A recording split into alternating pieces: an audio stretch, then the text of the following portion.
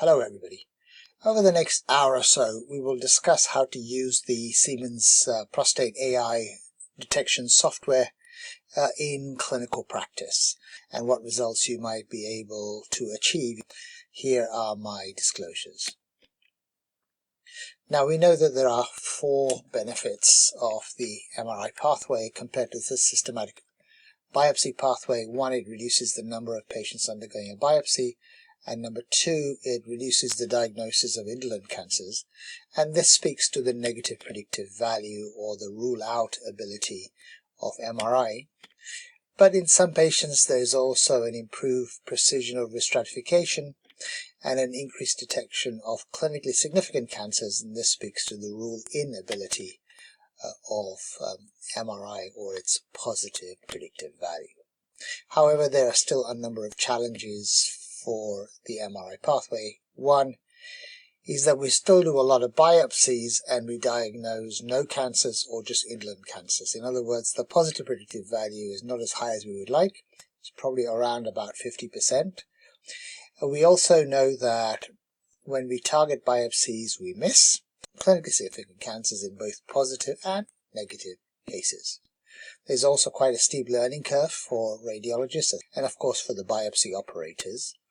And radiologists who work in sole practices without MDT feedback have poorer performance.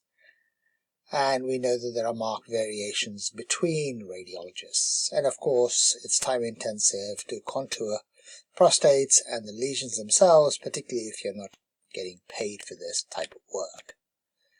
So if you were to use AI to try to address some of these issues, what should the AI be able to do? Well, first of all, it should make sure that the benefits are delivered. And these benefits come from biopsy avoidance, as we said. So in other words, it should have a consistent and a high negative predictive value. Hopefully, we can increase the positive predictive value. But importantly, the consistency between readers should also be improved. Ideally, an AI system should be able to help us with PI-RADS 3 cases when we look at patients and we're not sure what's going on. So maybe increase the specificity in those cases. It should improve our productivity by reducing the time required to do these contouring tasks. And the way we use the AI software should work with the way we work. In other words, it has to be stepwise, logical, understandable, and of course actionable. In other words, we need a sort of standard operating manual for this. Now, the Siemens AI is able to meet a lot of these requirements, and essentially you need 4 steps. Number 1, you load the data, right? Activate the AI tool. You look at what finding it gives you, the segmentations that it outlines, and then if you accept them or you don't accept them, and then finally you have to output the contours for biopsy assistance or for radiotherapy planning, and of course you have to write your own report thereafter. So this is a brief demonstration, a brief movie that goes through the working of the AI software. Just listen to this and come back to me in about 5 minutes. Start off by typing in the patient ID, Siemens Prostate AI Demo 1, for example. Make sure that the assigned workflow is that of the prostate. Double-click on the patient once the workflow has been assigned, and the first window appears. On the top left, you'll see the T2 image in the axial plane, with the ADC map on the right hand side and then a fusion image in the middle. You'll see the coronal image automatically loaded. You can review the abnormality at this point, looking for extent of disease. There is the high B value image, B1000, and that is the B2000 image, which we're going to window quite sharply. On the bottom right hand side we see a K-trans map or a wash-in map if you have a dynamic contrast enhanced study also available.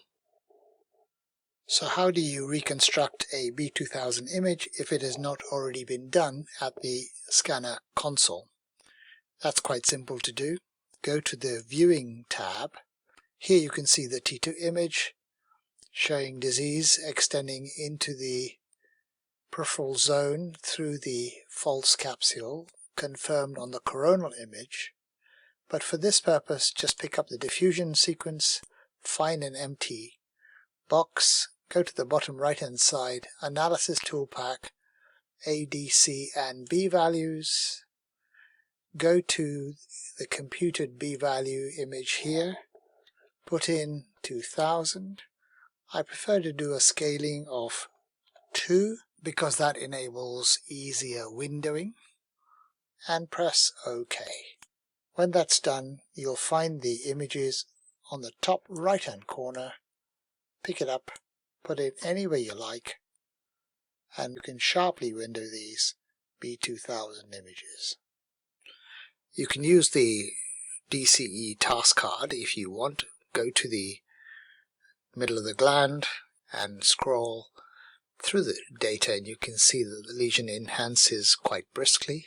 Again, we window it, put a mean curve if that is something that is in your practice, and the contralateral right transition zone also, and you can see that the curve shapes are very different. One has a wash in, one has a wash out, and the colors correspond.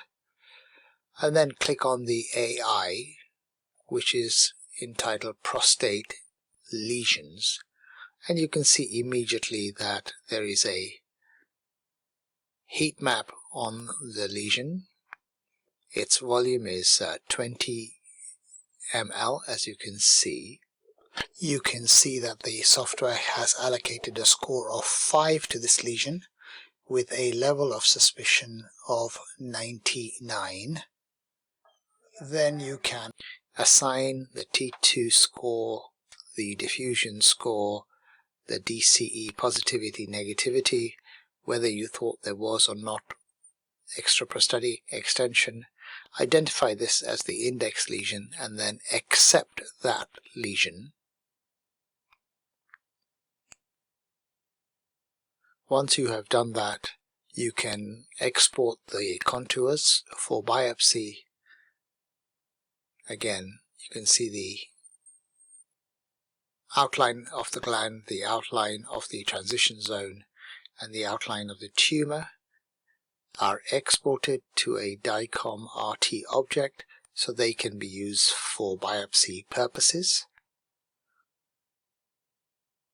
Once you have done this, you can do the final review, confirm whether there is or there is not extraprostatic disease, look for pelvic sidewall lymph nodes, evaluate for seminal vesicle invasion in the coronal plane, load in the sagittal plane to confirm the absence of seminal vesicle invasion,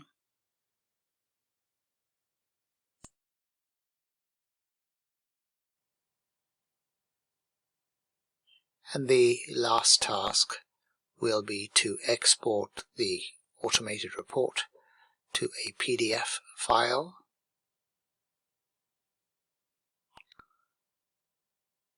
Locate the destination directory, type in the file name and save.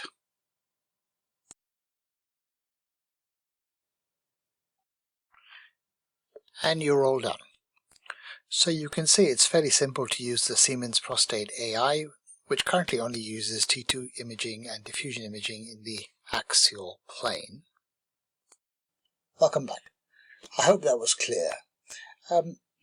In this slide you can see the auto-generated report on the right hand side. You can see it's not very sophisticated. And on the left hand side you can see a PI-RADS compliant report. So you can see the clinical details up on the top left. This man has low risk prostate cancer, is on active surveillance, and you can see we give the technique, the comparison. The report body consists of the prostate volume, calculated PSA density, appearances of the peripheral zone, the transition zone, and then your conclusion at the end. And the conclusion I reached was a large left anterior transition zone carcinoma with typical features of 3+3 cancer. The prior histological assessment underestimates the volume of disease. This is a clinically significant lesion and is not suitable for active surveillance. Because we practice in the UK, we give it a PI-RADS and a Likert score in this particular instance, 5 for both. So now let's look at a few cases. We'll start off with a few large cancers, then a few small ones, and then discuss size limitations. I'll show you some false positive and false negative cases. I'll discuss the impacts of image quality and its use for PI-RADS 3 cases, but we won't be discussing active surveillance. So here's a man with a large cancer. You can see this is a 71-year-old asymptomatic man presenting with a PSA of 10.1 and an abnormal DRE, and he was found to have a Gleason 4+5 cancer, both anteriorly in the gland but also at the base. So let's switch to the AI, double click on it, and let's see how quickly it comes up. You can see the software comes up pretty quickly. And you can see the first is a viewing tab. I'm going to double click the T2, window it. And if we look through this, we can see that there is this very large anterior carcinoma that seems to merge with another tumor here at the base. And clearly it's invading the seminal vesicles. And here we see a left internal iliac lymph node. So it seems to be two carcinomas. Let's look in the coronal plane, double click again, window, go backwards. Here's the anterior carcinoma, here's the basal lesion extending into the seminal vesicles, and the left internal iliac lymph node is over here. Let's look on the sagittal sequence, and we should be able to confirm those findings. Here's seminal vesicle invasion, large volume. Here is the tumor anteriorly, midglandular region, and apex from side to side. Okay, so let's just have a look at the AI's performance, and this is the prostate lesion detection button. Press that one, and the AI will now switch on. And straight away you can see the T2 image here, the high V value image here, the ADC map. This is the dynamic contrast series here, but we're interested in this image today. I'm going to double click on that. So there's the lesion 1. You can see it's 20 cc's. The glandular volume is 50.8 cc's. And if we go through this, you can see it segments the seminal vesicles, but not in its entirety. Notice how it does not segment the internal iliac lymph node here, and then it segments out the anterior lesion and the periphery of the prostate. At the bottom here you'll see it says lesion 1, so it's merged the anterior lesion and the basal lesion into a single abnormality, and it's given it a suspicion score of 89 out of 100, and the minimum ADC is 467 nanograms per ml. So it seems to have got this right. And what do we learn from this particular case? Well, the learning points are that if you have large lesions, they can become merged into a single segmentation. Number 2, you'll notice how the segmentation seems to be limited to the T2 outline. In other words, the extraprostatic extension in the region of the seminal vesicles, for example, did not occur, and the nodal disease was not done by the AI. And in fact, if you read the manual for this software, you'll see that the detection of the algorithm is limited to the prostate gland. If a lesion has extracapsular extension, the algorithm will detect mostly what is inside the prostate gland, and the algorithm will therefore not detect lesions in the seminal vesicles or the pelvic lymph nodes. And this is just in the performance characteristics of the algorithm. Let's look at the next case. This is a 57-year-old with a raised PSA, positive family history, and negative DRE, but we know has a cancer with Gleason 3 plus 4 cancers, and this is case number 23. So let's bring him up. Here he is, case number 23. I'm just going to go straight to the lesion.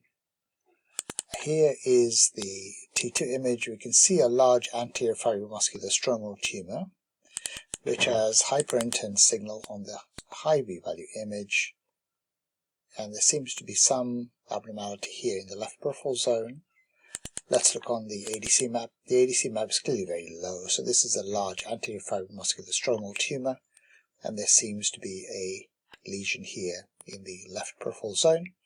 Let's look at that again on the T2. Can we see a lesion there? Yeah, so there seems to be something there in the left peripheral zone adjacent to the neurovascular bundle. Let's see how the algorithm is done. So here are the lesions. So you can see it's detected 2 lesions. So this is clearly the large lesion, which it's labeled as lesion 1. And you can see that the volume of the lesion is 4.4 cc's, and it's given it a suspicion score of 5. And lesion number 2 is this dumbbell-shaped lesion in the left peripheral zone at the apex. So it's found both lesions. So if we go back to lesion 1, you can see that's given a suspicion score of 93 with a minimum ADC of 632. The second lesion, which is at the left apex, it's given a suspicion score of 87. Okay, so what did we learn from this particular case? Again, the segmentation is limited to the T2 outline. The AI enables the segmentation of multiple discrete lesions when they are separate. Look at all the lesions that the AI presents to you and identify what is the index lesion. And remember, the index lesion is the lesion that you will go and biopsy, and it is also the dominant intraprostatic lesion for radiotherapy purposes. Okay, now let's look at some smaller lesions. Here's a small lesion in the right peripheral zone at the midgland in a 67-year-old man with lower urinary tract symptoms with a raised PSA, and we know that he has a Gleason 3 plus 3 cancer on a template biopsy. So he is case 21.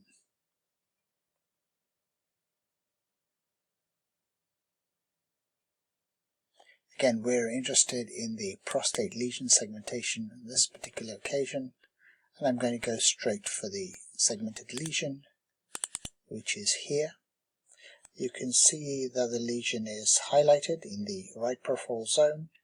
It's quite a small lesion, 0.4 ml. It's been given a score of 3, so let's look at the suspicion score. The suspicion score is 78, and the minimum ADC is 846. So let's look at it on the T2 image. There it is. I mean, that's clearly a lesion in the peripheral zone adjacent to the prostatic capsule.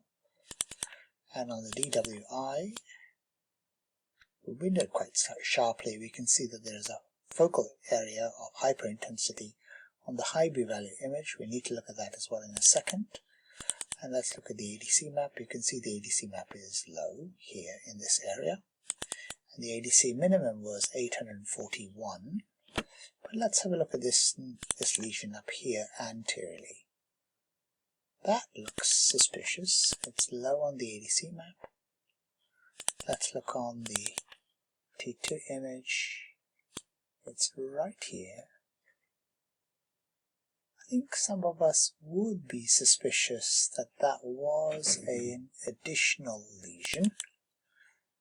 But if we go to our map, we can see that that lesion is not picked up by the AI. So that's an interesting example. Is that a real lesion, do you think? It certainly looks real. I think I would call that. Might be worth looking at the dynamic contrast enhanced sequence. So I'm going to press on that tab, make sure that the DCE image is inside, and let's just work our way through that. Is there a focal area of enhancement in that area? Just a very subtle area. Perhaps something there, but it's contentious on the DCE sequence. So is there a size limit for the ability of the AI to be able to detect intraprostatic lesions? Why don't we look at that aspect next? Okay, well, here's a small lesion, again in a very similar position at the base of the prostate gland. This man has severe lower urinary tract symptoms due to BPH. His PSA is 7.3, and you can see this small focal lesion, which on an in-bore biopsy was shown to be a Gleason 4+5 tumor. And if we look at the AI, you can see that the AI fails to detect it. So here is the lesion in the peripheral zone. You can see it's within the prostate segmentation. There it is on the high B-value image. There's the ADC map. And it fails to pick it up. Well, maybe we should look at this case in more detail. So this is case number 13. Let's have a look at the T2. You can see a large gland, and the lesion is right there, just at the edge of the prostate, a big median lobe, and there's the lesion, just there. Here it is on the ultra high B value image. There, slightly comma shaped. There it is on the ADC map.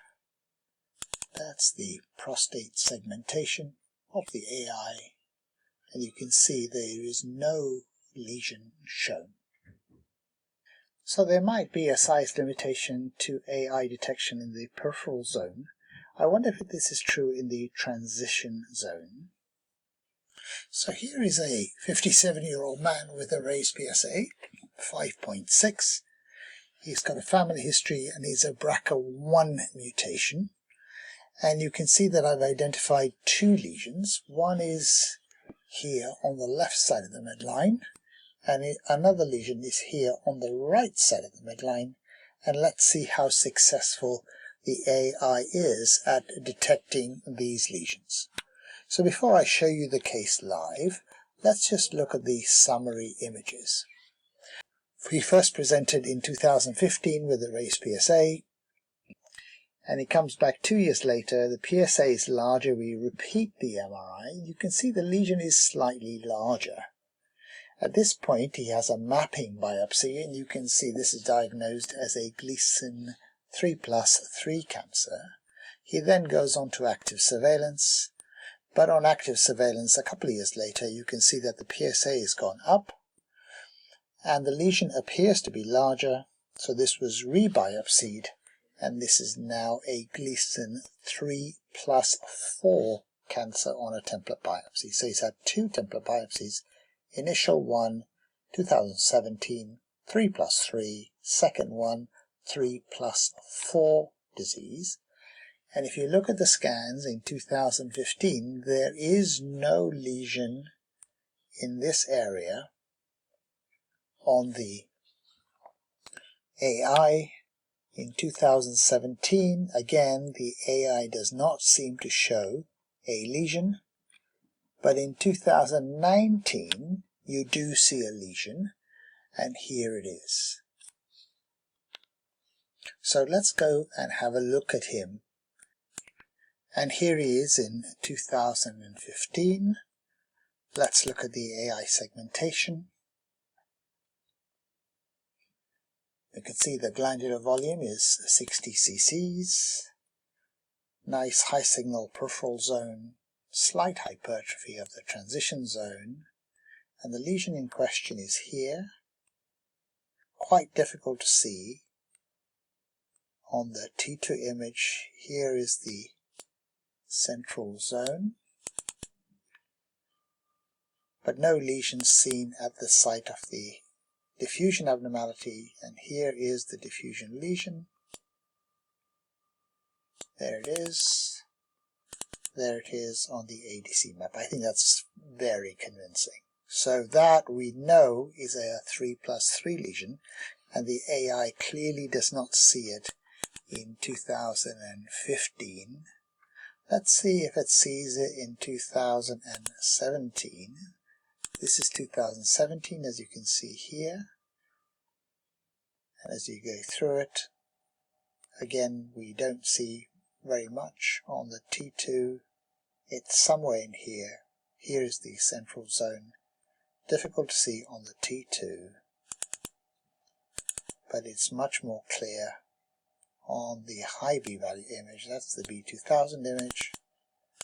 There's the ADC map. So in 2017, there's a slight increase in size, but the AI does not see it. Let's look at 2019, and of course in 2019, you can see the date here, the AI clearly finds it, calls it a score 3. That means it has a suspicion score of 76 out of 100. The minimum PSA is 705. There is the lesion on the diffusion sequence. That's the ADC value. So the lesion is definitely larger now. Do we see it on the T2? I think we do see it on the T2 now. There it is on the T2. So there does seem to be some sort of size limitation that we should be aware of. It turns out that new algorithms are being developed, and if you apply these new algorithms, you can see that in 2015 the new algorithm does see the lesion. The new algorithm also spots it in 2019.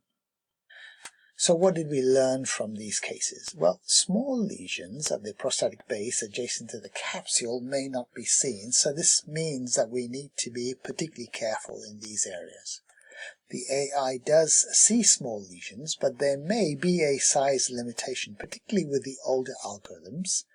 Algorithms are improving, and the sensitivity for smaller lesions is therefore expected to improve as we go forward. So we need to be careful about small lesions at the base because these can lead to false negative results. And you can see that false negative results result in delays of diagnosis and of treatment. And here is another example. So this man has Gleason 3+3 cancer and is on active surveillance. And you can see over time that his PSA begins to rise. So in 2018 it's 4.6, in 2019 it's 10.5, and in 2021 it's 11.2, at which point he has a prostatectomy and we find a Gleason 3+4 cancer. So in 2018 we see this lesion here not detected by the AI because the lesion is outside the area of segmentation. And remember, we said the AI will only see things within the area of segmentation. If we look in 2019, we find the same problem. Remember, the PSA has gone up, the lesion is here. Again, it's just at the margin of the prostate gland segmentation. And in 2021, the lesion is larger. Look at the ADC, it's quite low. And again, we see that the AI misses that lesion, but spots a number of other lesions. So let's look at the case in 2021, and this is patient AI28. So here he is in 2021. Let's have a look at the segmentation first. We go down. The lesion in question is in fact in this corner here, and you can see it's just at the margin of the segmentation. We're going to ignore these other lesions for the moment, but you can see that that lesion is not spotted, but it's very much present on the ultra high B value image. It's present on the ADC map, and if we look at the dynamic contrast enhanced series, you can see that there's a focal area of enhancement in this area. And we now know that this was a Gleason 3+4 cancer. The AI does discover other lesions, such as this area here, which it scores as 3. Another area here, again it scores as 3. And the last area here, again that it scores as 3. Now these lesions were not identified on the prior scans, so what are these other lesions? Now on morphological images it's not really changed over the last couple of years, but the AI is clearly pointing to something there with a suspicion score of lesion 1 being 63, lesion 2 being 67, and lesion 3 being 62. So these lesions may well be false positive, but in somebody with a rising PSA, when an AI spots something, then we need to be quite suspicious of these new findings. These types of changes are seen in about 1/3 of men undergoing active monitoring using MRI in men with active surveillance, but only half of these men will turn out to have histological upgrading on a biopsy. So you can't really rely on MRI progression alone to prompt for a biopsy or definitive therapy. You need to look at other factors such as PSA density, PSA kinetics, and if they are all concordant, then obviously you need to use that information to re-biopsy the patient before definitive therapy. Let's look at some other false negative examples. So here's a man who has Gleason 9 disease in left-sided cores before he undergoes androgen deprivation therapy, and in this case you can see that the AI clearly spots the lesion in the left peripheral zone at the apex. But notice what happens after 3 months of androgen deprivation. On the T2 we can definitely see a lesion, but the AI on this instance does not see it because the ADC value has gone up and the high B value signal intensity has gone down. So drugs are important when we are trying to evaluate the prostate for lesions, and other causes for false negatives are poor signal to noise situation. So this man has a PSA of 5.6. He's had targeted biopsies through that lesion in the left side of the central zone, which showed a Gleason 4+5 cancer, and let me show you that the biopsy was done at that location. So let's take a look at him in a little more detail. Scan number 29. Here come the images. We're interested in this image. Let's look at the T2 sequence. On the T2 it's really quite difficult to find the lesion, but the lesion in question is in this area here. We just see the normal central zone. On the high B value image, it's not very good quality as you can see. Let's try windowing it. We window it very sharply. We can just about make out some asymmetry in the signal in this area. Here is the ADC map. I think that would have been easy to miss, both for a human and for an AI.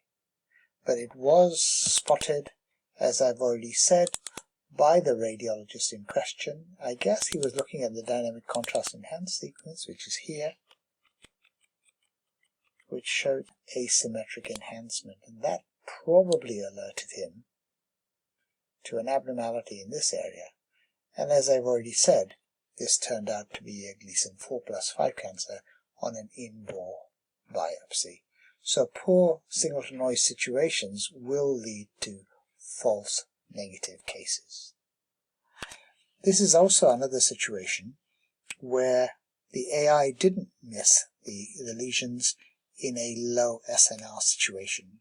So you can see this man's had two prostate scans, 2016 and 2018. In 2016, slightly older scanner, this was called a PI-RADS 2 lesion, and in 2018 he had a 3T scanner, and this time we called it a PI-RADS 5 lesion, and histologically this lesion here in the right side was a 3+4, and the lesion here was a 3+3.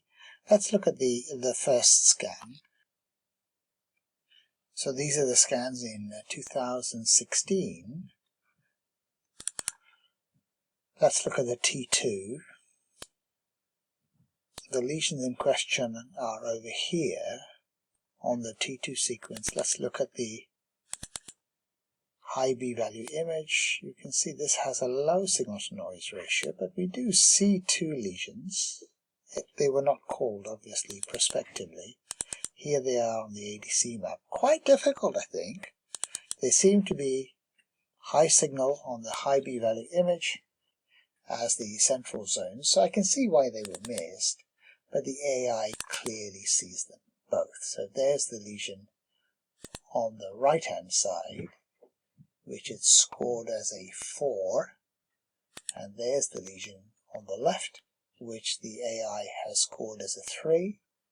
Let's look at the level of suspicion. The lesion on the right hand side was scored as a suspicion score of 81. The lesion on the left hand side was scored as 75.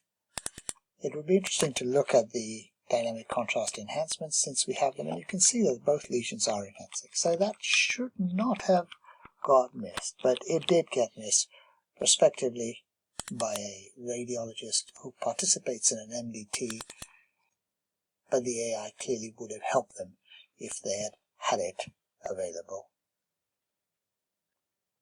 And in 2018 the AI clearly sees both lesions, but these are higher signal-to-noise ratio images.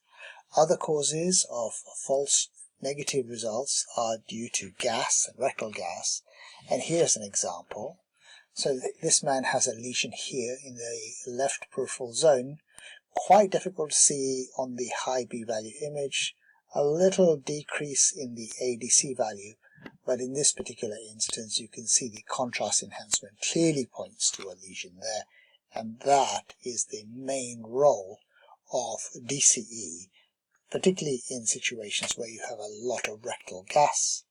Here's another patient who has a lot of rectal gas, as you can see, causing quite a lot of distortion, but in this particular instance you can see this lesion is high signal on the high B-value images, low on the ADC map. There is contrast enhancement, and of course the AI sees it on this occasion without any problems.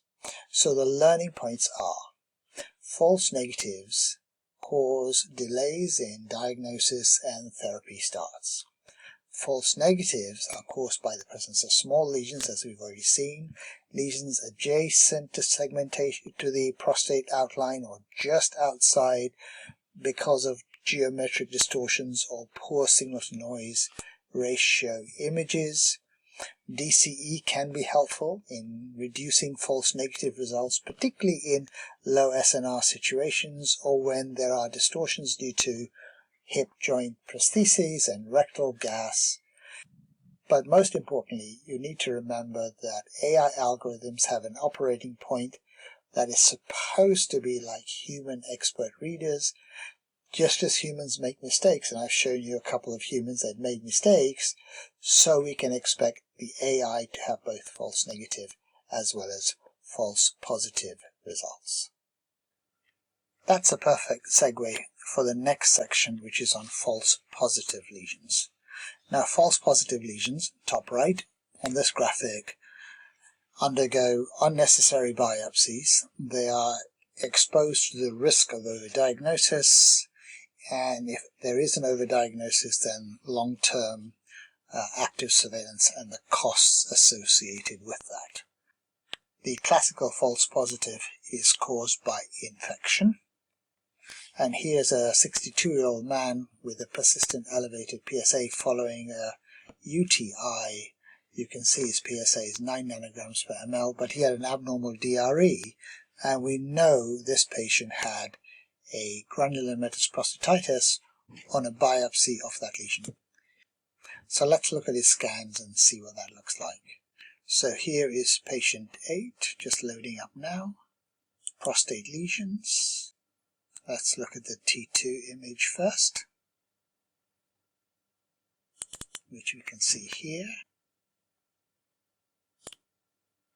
And you can see a dark signal mass in the left peripheral and transition zones at the apex of the gland. Otherwise we see normal BPH,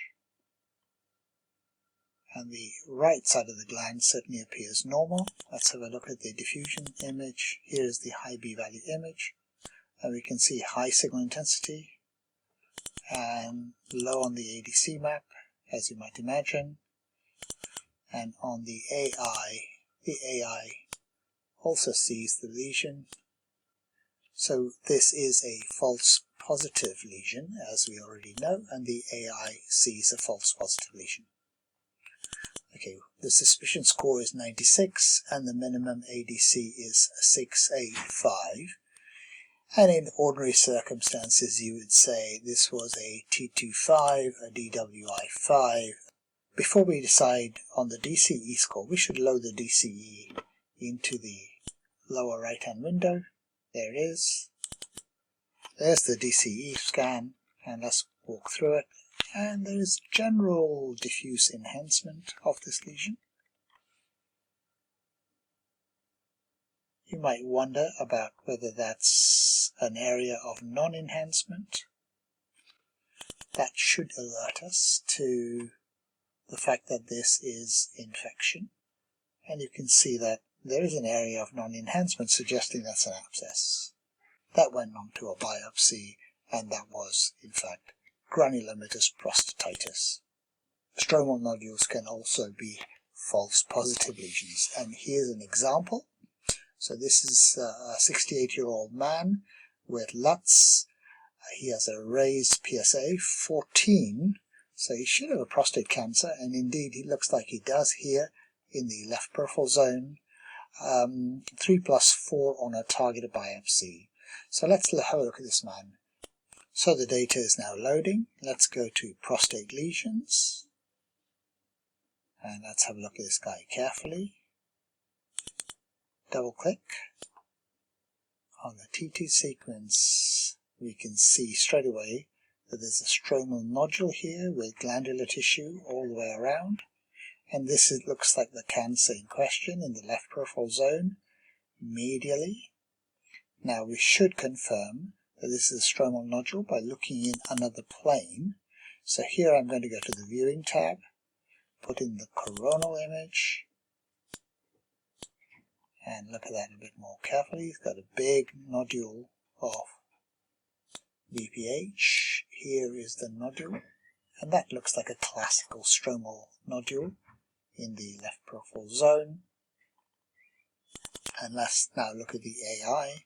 Go back to prostate lesions, double click here, and you can see that the AI spots that as an abnormality. So lesion 1 is this lesion here, score of 4, and I think all of us would agree there. But this stromal nodule, it's identified as a score of 3. So let's go back to lesion 1, and you can see the suspicion score is 86. Lesion 2, the suspicion score is lower, 71. And let's have a look at the dynamic contrast enhancement. Double click and go through that. And we see that the lesion enhances, but there's nothing worrying about the lesion in the transition zone. So this is a false positive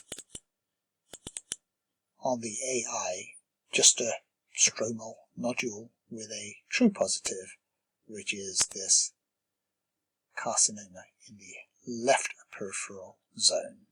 So here's another example of a stromal nodule, this time again in the left transition zone.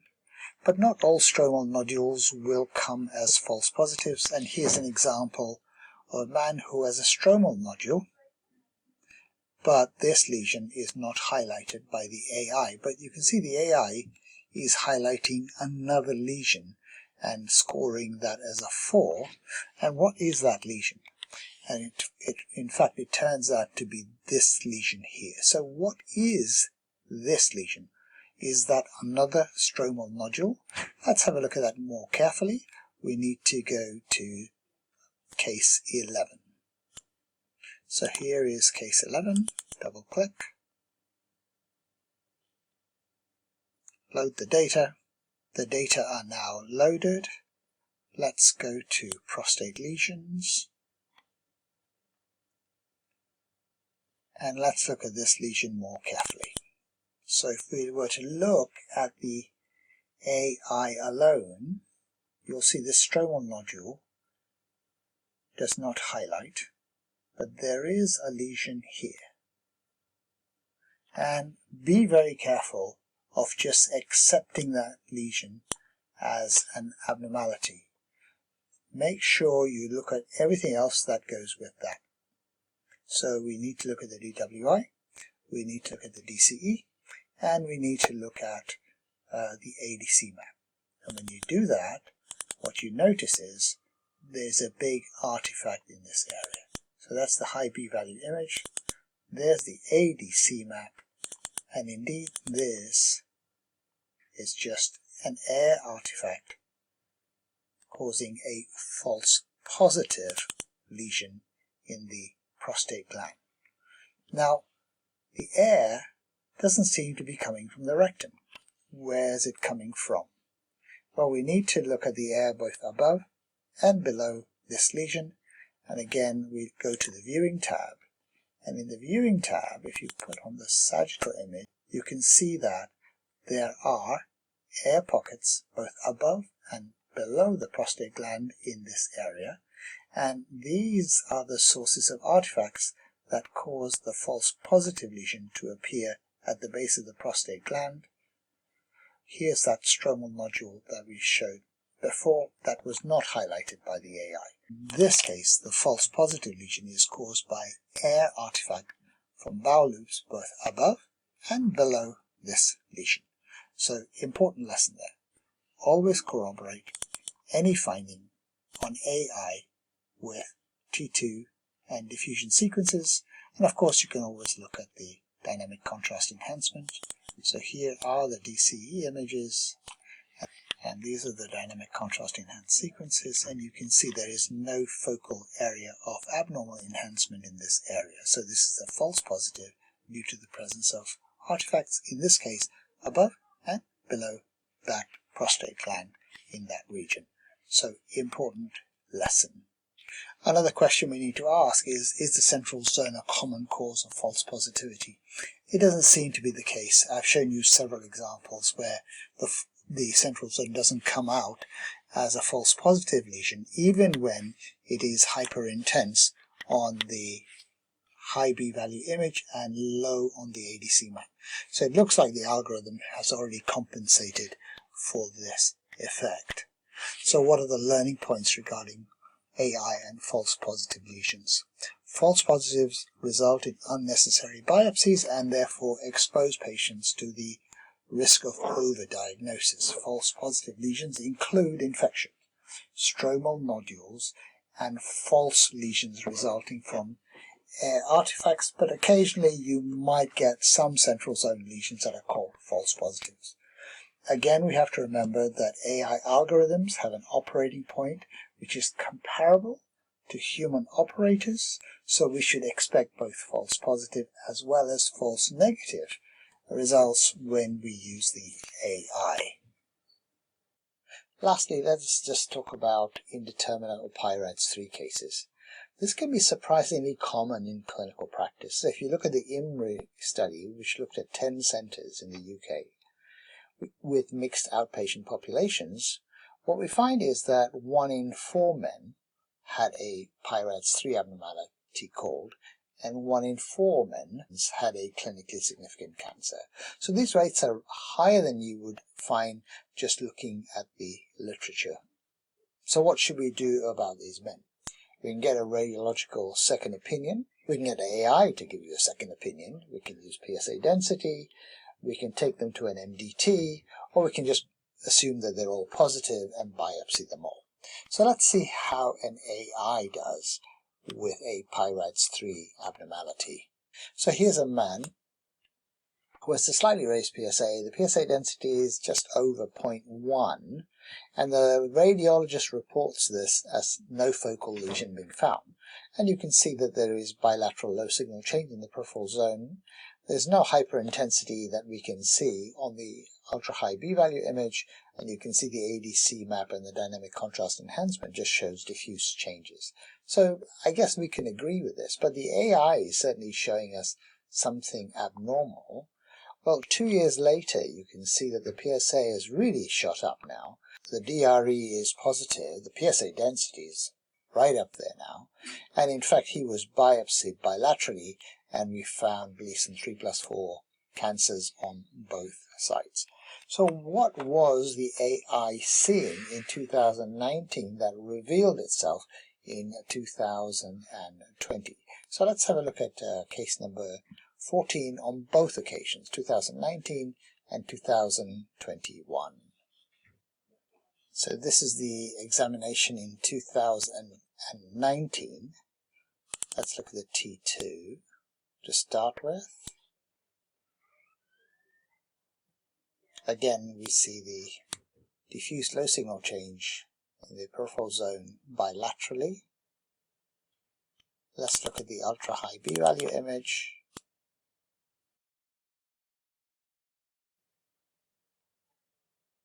Difficult to say that there are focal areas of abnormal signal in the peripheral zone bilaterally corresponding to the T2 sequence.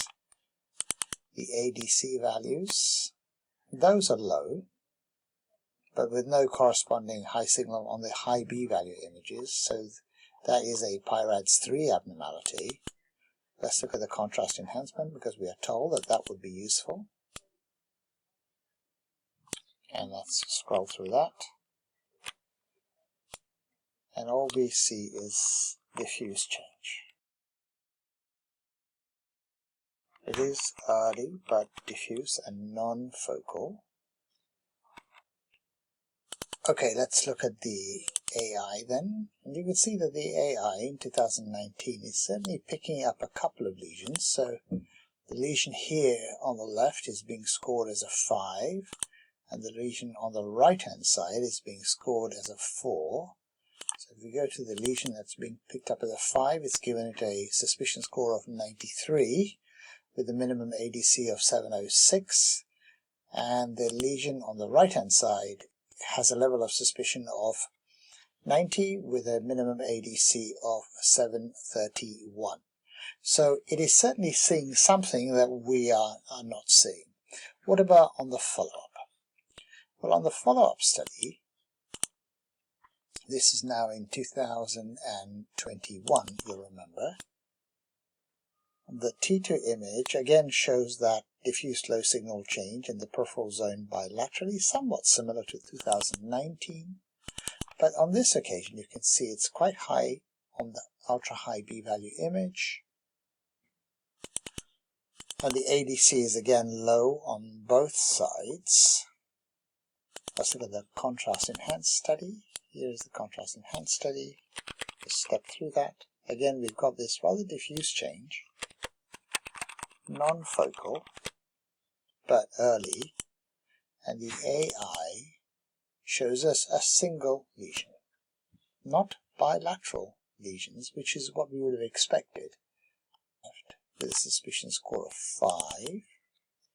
But clearly on the ultra-high B-value image, both the left and the right peripheral zones are abnormal, and we now know that there was cancer on both sides. So what's going on here? I suspect this is due to the slightly older algorithm, and if you look at the latest algorithm, we can see that in the study for 2021, there are abnormalities detected and depicted in both sides of the peripheral zone. Let's have a look at another patient with a PI-RADS 3 abnormality. This man had 4+4 disease in 2 cores on the left-hand side, and this is case number 17. So let's fire that one up. Here come the images. Prostate lesions. Let's start off by looking at the T2 sequence. Here it is. We can see an asymmetric wedge-shaped opacity in the left peripheral zone of the prostate gland, mid-glandular region, and at the base. This is the ultra-high B-value image. There seems to be a focal area of signal change here in the left peripheral zone on the ultra-high B-value image, and there is a focal area of low signal change on the ADC map. So I think we should probably call that a PI-RADS 4.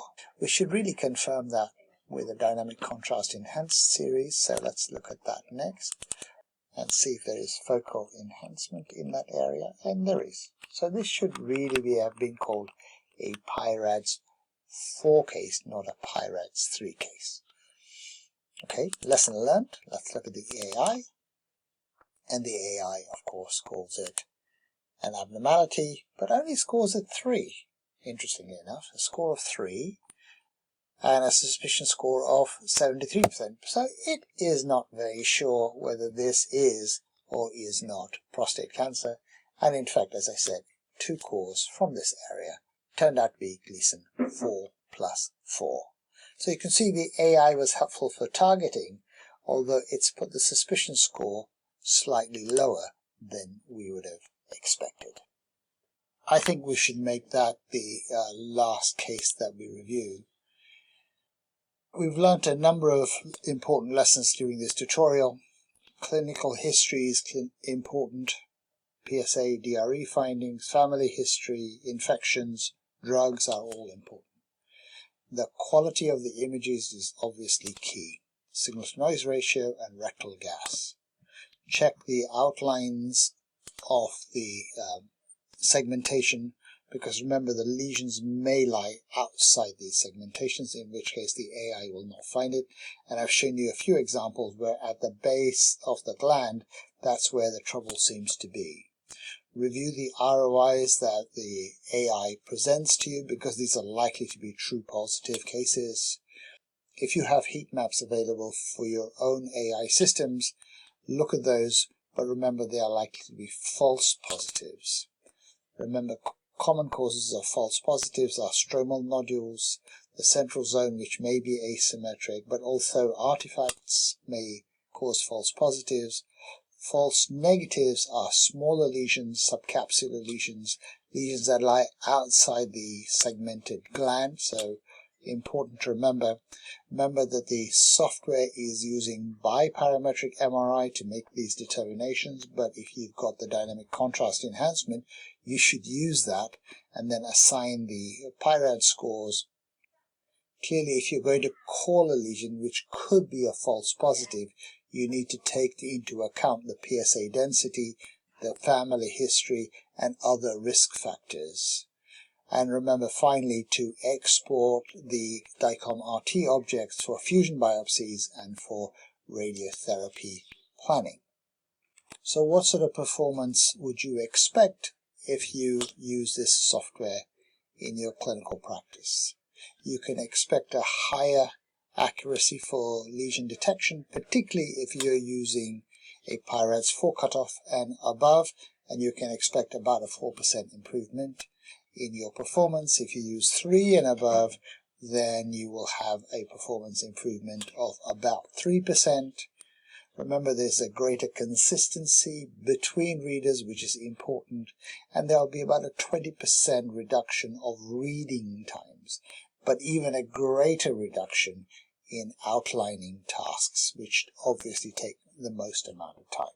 Digging into this in more detail, we can see the false negatives are going down, which is good to see, but at the expense of a few more false positives for some radiologists. However, you have to remember that false positives and false negatives are not weighted equivalently. Missing a cancer is clearly more important than doing a biopsy that a patient doesn't need. So they can't be equivalent, but this is a fine balance, obviously. So the take-home points are that a modern AI-based prostate cancer detection software should be able to deliver the performance of having several radiologists with similar levels of false positive and false negative results. I don't think we can assume generalizability to other situations. If we're going to have a generalized decision support tool, then we will need more data using multi-center data, multi-vendor data, where studies take into account the clinical needs of patients, clinical settings, the disease prevalences, and patient preferences.